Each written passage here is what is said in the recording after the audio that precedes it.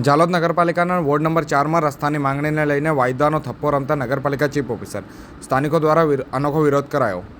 આજે તારીખ 11/6/2024 મંગળવારના રોજ સાંજે 4 કલાકે મળતી માહિતી મુજબ રસ્તાની માંગણીને લઈને દુકાનદારોએ દુકાનો પર નગરપાલિકા વિરુદ્ધ સૂત્રોચ્ચાર લખી અને અનોખી રીતે વિરોધ કર્યો છે।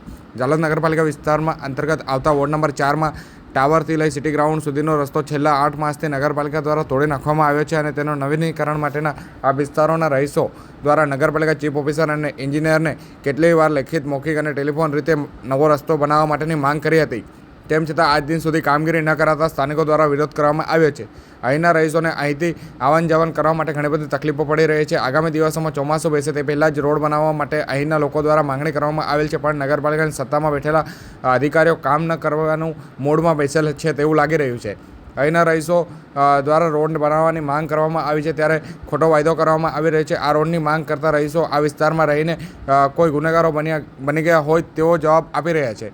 જાલોદની જનતા પાસે ચૂંટણી ટાણે વોટ લેવા માટે આવતા નગરના સ્થાનિક નેતાગીરીને પણ અહીંના સ્થાનિકો દ્વારા કેટલી વાર રજૂઆત કરવામાં આવી, પરંતુ તેઓ પણ નગરપાલિકા તંત્રનું સાંભળતા અને કોઈ ઉપજતું નથી તેવું સ્થાનિકો દ્વારા આક્ષેપ કરવામાં આવી રહ્યો છે।